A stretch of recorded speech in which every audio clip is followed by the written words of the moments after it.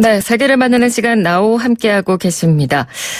지난 7일부터 사흘 동안 러시아 모스크바에서 핵 비확산 문제를 논의하는 국제회의인 비확산 회의가 개최됐습니다.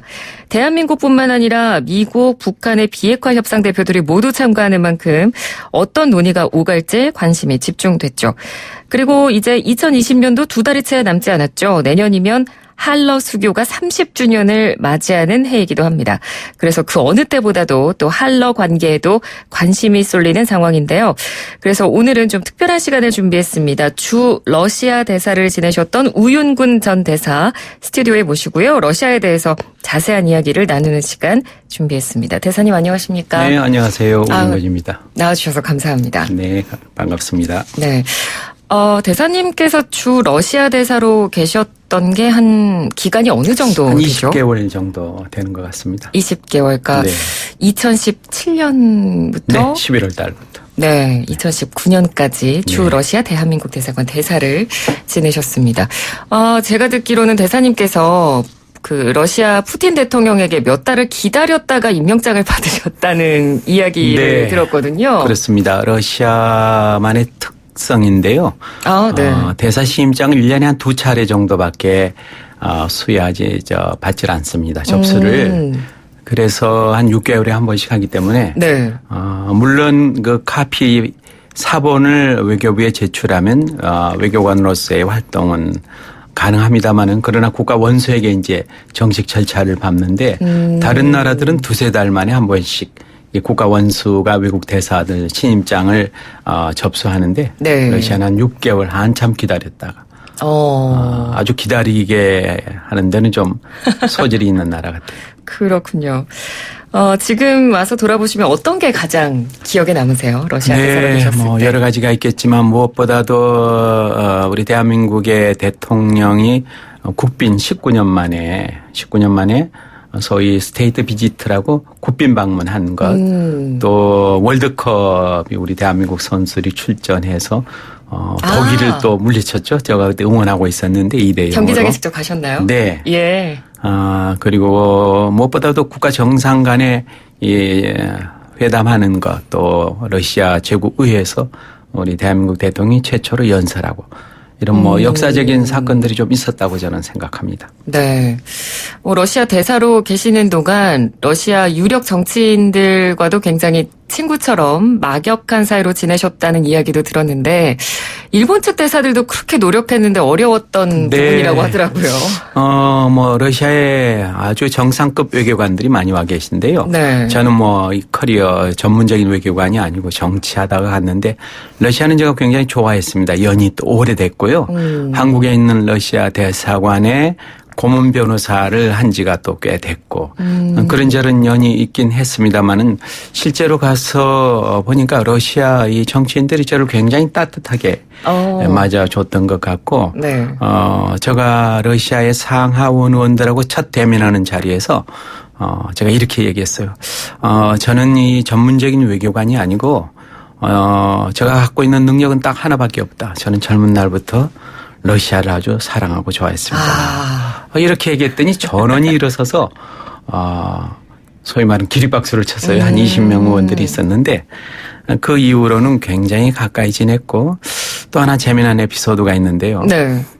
모스크바 주재하는 일본 대사 굉장히 훌륭한 분입니다. 고주키 대사라고 노련한 분인데 제가 관제 한번 만찬에 초청했더니 그분께서 엠버서더 질문이 하나 있다. 뭡니까 했더니 당신은 나보다 외교관 경력도 없고 또 온 지도 얼마 안 됐는데 러시아 정치인들하고 그렇게 재미나게 어울린다는 소리가 있는데 네네. 비결이 뭐냐고. 그래서 제가 곰곰이 생각해 보니까 비결이랄 건 없고 한마디 했어요.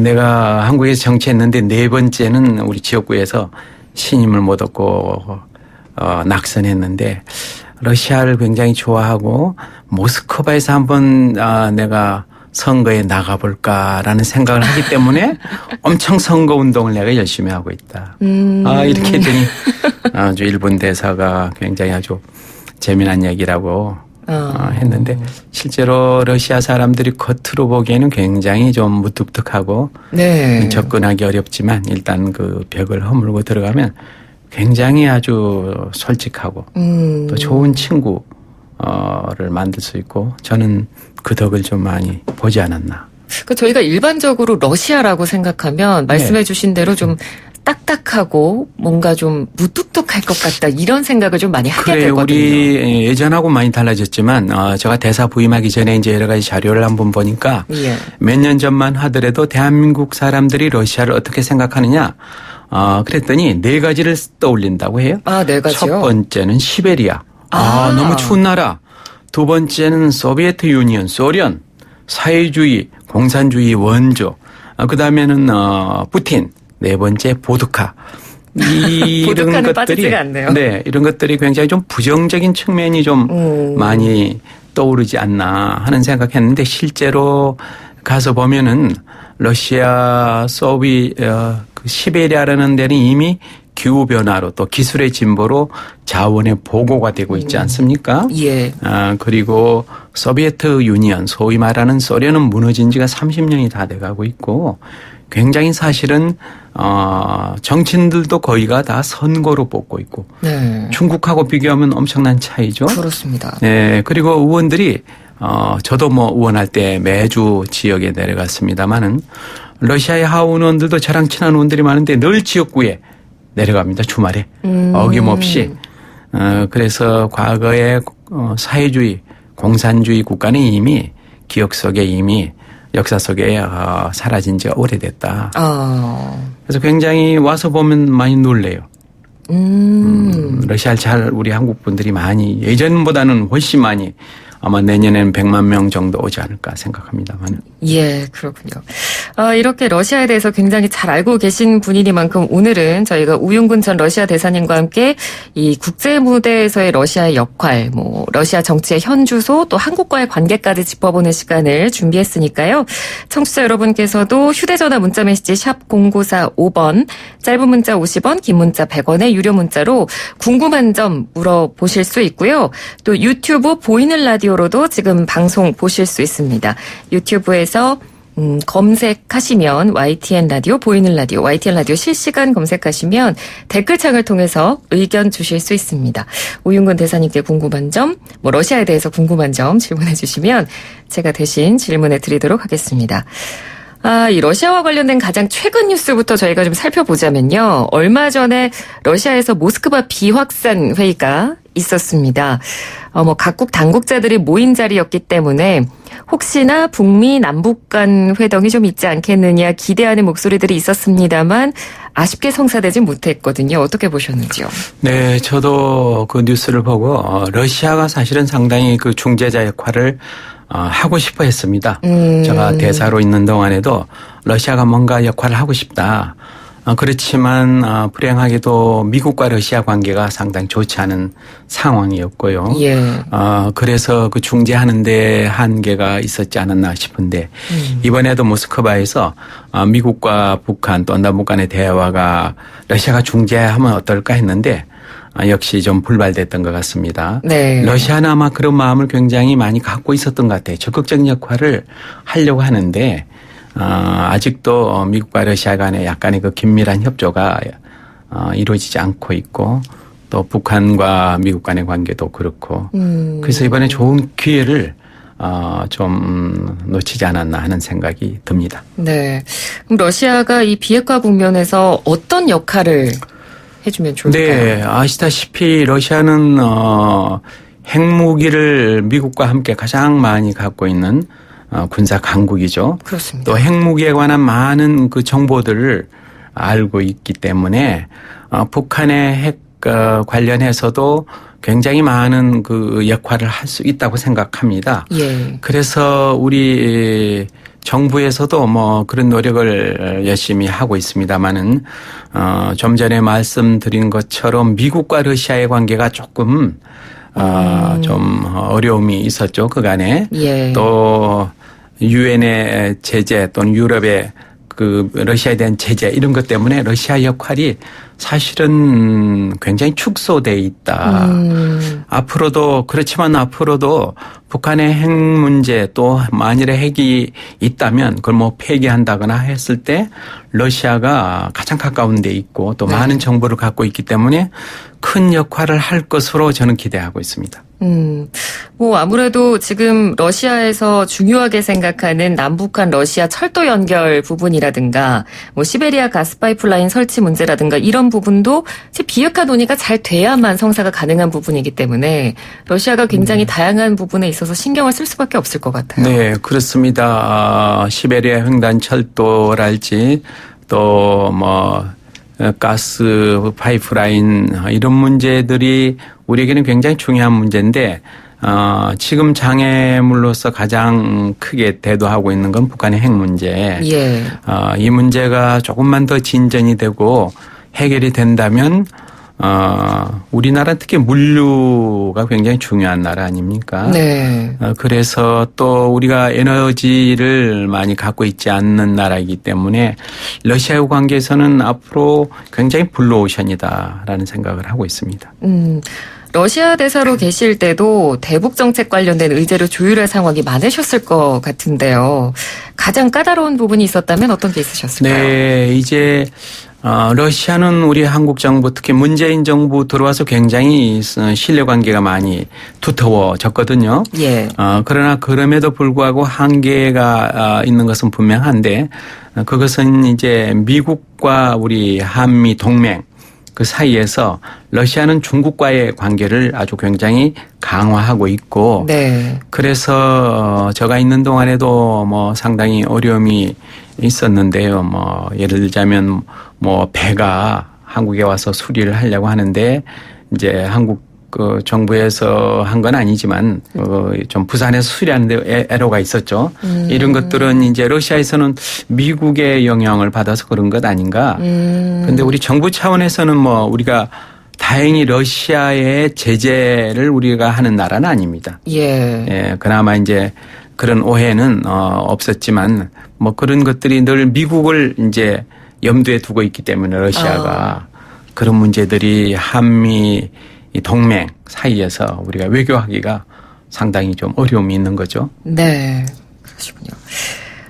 이 부분도 좀 궁금합니다. 한국 언론에는 또 잘 보도되지 않는 부분이기 때문에 러시아 정치권 입장도 좀 궁금하거든요. 이 비핵화 논의에 대해서 어느 정도 관심을 갖고 있고 또 이런 부분에 대해서 뭐 여야 간의 입장 차가 있는지. 러시아 정치인들을 제가 이제 비교적 많이 만난 외교관 중에 하나죠. 네. 뭐 국회의장부터 시작해서 외교위원장은 굉장히 슬로츠키 외교위원장이라고 굉장히 가까이 지냈습니다만은. 예. 그분들의 의견을 뭐 솔직하게 얼마나 얘기했는지는 제가 모르겠으나 나타난 바로는 남북 관계에서 정말 평화 정착이 되기를 러시아가 제일 바라고 있다.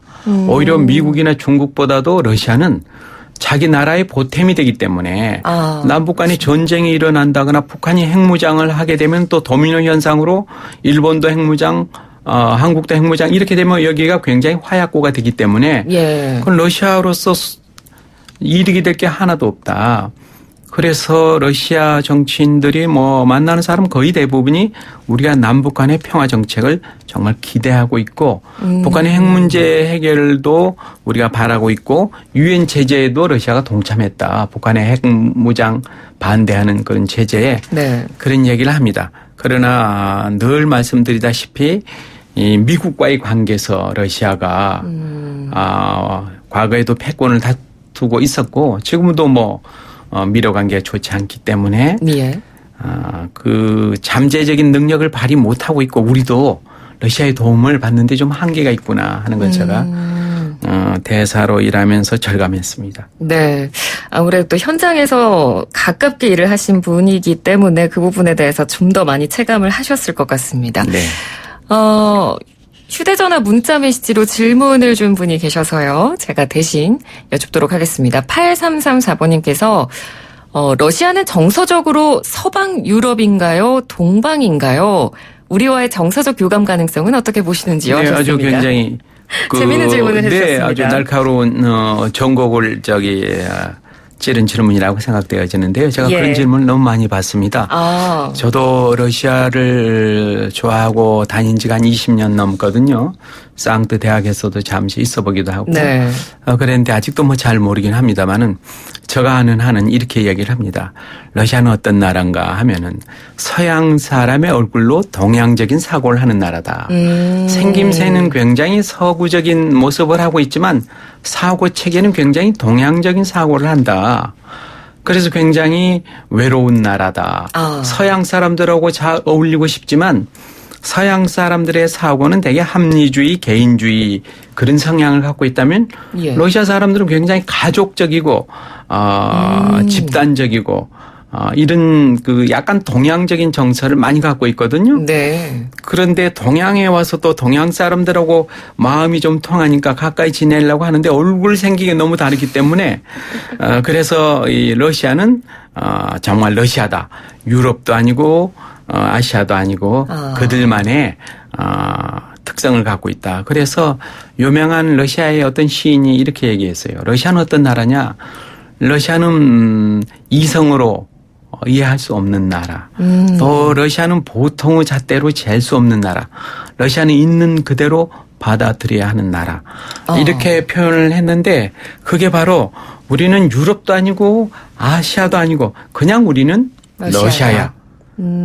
그래서 서양 사람의 얼굴로 동양적 사고를 하기 때문에 굉장히 외롭다. 그래서 제가 러시아 친구들한테 그래서 우리는 너희들의 진짜 친구가 되고 싶다. 그런 얘기를 많이 합니다. 문화, 음악이랄지 특히 음악을 보면은 우리하고 굉장히 많이 한이 많고 정서적으로 굉장히 우리하고 가깝습니다. 네. 아마 질문 주신 분께 충분한 대답이 되지 됐으면 않았을까 좋겠습니다. 싶습니다. 자, 오늘은 스페셜 인터뷰 우윤근 전 러시아 대사와 함께 하고 있고요.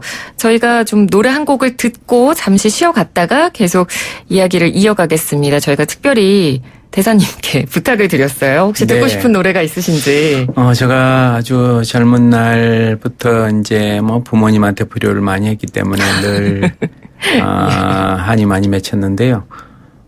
지금 60이 넘으니까 생각이 나요. 그래서 유주용 씨의 부모라는 노래가 아주 가사도 좋고요. 제가 네. 아주 좋아하는 노래입니다. 예, 그럼 노래 듣고 저희가 짧게 듣고요. 다시 이야기 이어가겠습니다. 네, 저희가 시간 관계상 노래는 끝까지 다 듣지 못해서 좀 아쉽습니다만 대사님과의 이야기를 더 집중하기 위해서 네, 짧게 노래 들었습니다. 유주용의 부모였고요. 자, 세계를 만나는 시간 나우 생방송으로 함께하고 계십니다. 지금 시각 10시 47분 41초 막 지나고 있고요. 유튜브 보이는 라디오 댓글창으로 질문 주신 분이 계십니다. 구팀님께서 대사님께서 보시기에 푸틴 대통령은 어떤 인물입니까? 우리나라 정치인 중 어떤 사람과 비슷하다고 보면 될까요? 하셨네요.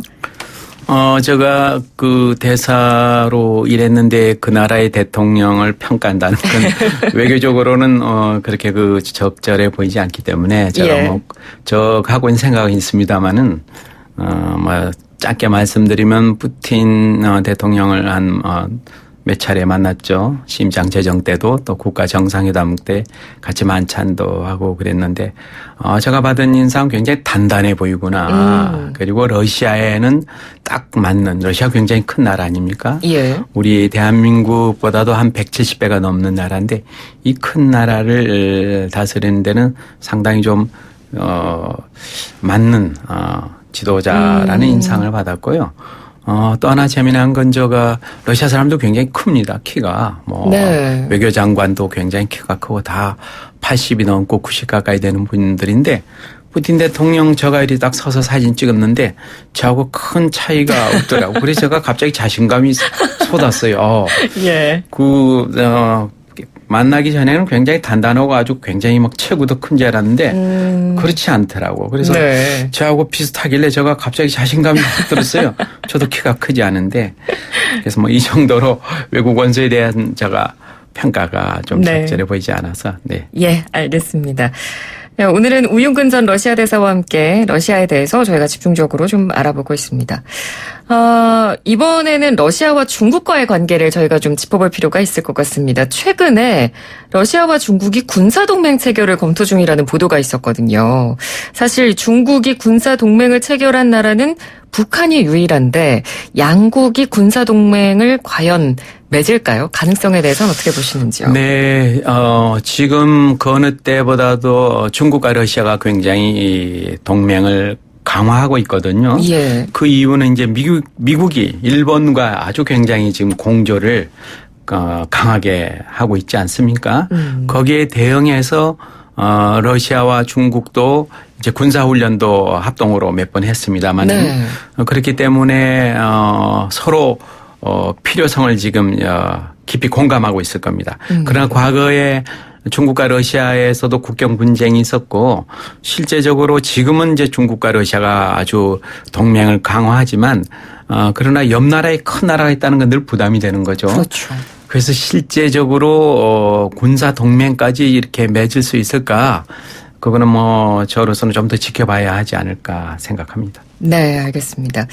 자, 이번에는 가장 중요한 부분이 아닐까 싶은데요. 한국과 러시아의 관계에 대해서 한번 좀 짚어보겠습니다. 대사님께서 또 러시아 대사로 계실 때도 푸틴 대통령의 방한을 위해서 많은 노력을 하신 걸로 알고 있습니다. 내년이 또 한러 수교 30주년이기 때문에 내년에는 좀 결실을 맺을 수 있지 않을까 네. 기대가 좀 되는데요. 사실은 매년 러시아 대통령과 한국 대통령 교대로 왔다 갔다 하는 게 아주 좋은 거라고 생각하고 저도 그렇게 추진했는데 네. 물론 다른 데서 양 정상이 만나는 경우도 많습니다만은 특히 내년에는 30주년이 되는 해이기 때문에 우리 대통령께서도 한번 뭐 가지 않을까 제가 예측하고 있고요. 예. 또 푸틴 대통령도 올해는 지금 못 왔지만 모르죠. 앞으로도 뭐 한 달 보름 정도 남았는데 내년에는 한번 와야 되지 않을까. 또 그럴 것으로 저는 뭐 기대는 하고 있습니다. 네. 그런데 최근 좀 잡음이 있었습니다. 대한민국과 러시아 간에요. 러시아 전투기들이 동해상의 한국 방공식별구역을 침범하는 일이 있었거든요.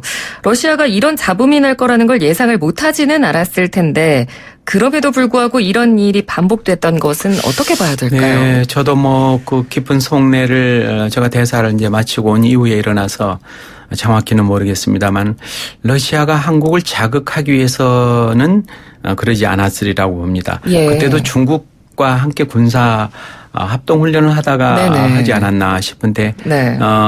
좀 전에 말씀드린 것처럼 미국과 일본을 의식해서 뭐 그렇게 하지 않았나 저 개인적인 생각입니다. 네. 그리고 또 이 러시아 이야기를 할 때 중동 쪽 이야기도 올해에는 빼놓을 수가 없습니다. 터키와 쿠르드족 간의 갈등 상황에서 러시아가 키맨으로 떠올라서 굉장히 관심을 많이 받았고요. 또 이번 미국의 철군으로 촉발된 러시아가 아니라 시리아의 위기에서 뭐 단 한 명의 승자는 러시아다. 뭐 이런 분석도 네, 있고요. 그런 평가가 많습니다. 예. 실제로 러시아 외교 정책 중에 하나가 이제 아시아에서는 중국이 주도권을 잡고 러시아가 좀 서포트하는 그런 네. 형태라면 중동과 유럽에서는 러시아가 주도권을 잡고 중국이 좀 서포트하는 이런 형식이었는데 말씀하신 것처럼 시리아에서 미국이 이제 철군을 한다 뭐 이렇게 해서 힘의 공백이 생긴 그 틈을 네. 러시아가 굉장히 강하게 특히 알 아사드 정권을 이제 뒤에서 좀 지원한다 이런 얘기가 많지 않습니까? 네. 그래서 러시아는 지금도 미국과의 패권을 겨루고 있기 때문에 특히 중동과 유럽에서는